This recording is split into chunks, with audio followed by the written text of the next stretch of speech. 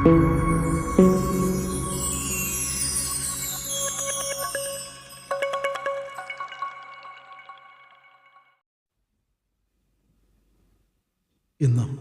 June 19 വായനാ ദിനം. വാളിനേക്കാൾ മൂർച്ചയാണ് വാക്കുകൾ.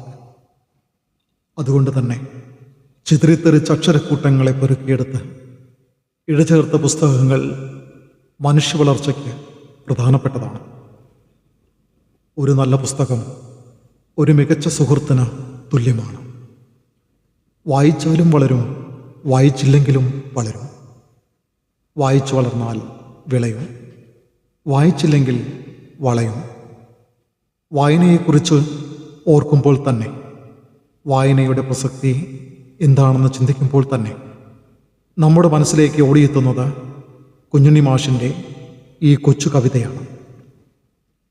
വായിച്ചു വളരുക, ചിന്തിച്ച് വിവേകം നേടുക എന്ന മുദ്രാവാക്യത്തിലൂടെ കേരളത്തെ, മലയാളികളെ വായനയുടെ അത്ഭുത ലോകത്തേക്ക് കൈപിടിച്ചുയർത്തിയ ഒരു വലിയ മനുഷ്യൻ്റെ, കേരളത്തിൽ ഗ്രന്ഥശാല പ്രസ്ഥാനത്തിന് തുടക്കം കുറിച്ച PN പണിക്കരുടെ ചരമദിനമായ ജൂൺ 19 നാം വായനാ ദിനമായി ആചരിക്കുന്നു.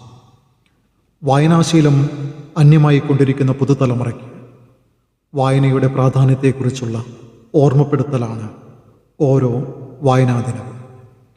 വായനാശീലം മറന്ന ആധുനിക യുഗത്തിൻ്റെ മുഖച്ഛായ സ്മാർട്ട് ഫോണുകളിലേക്ക് ഒതുങ്ങിയ പുതുതലമുറയുടെ ഇടയിൽ വായനാ ദിനത്തിൻ്റെ പ്രാധാന്യം ഏറെയാണ്.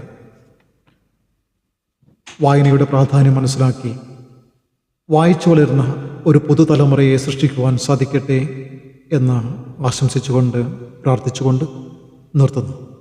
നന്ദി, നമസ്കാരം.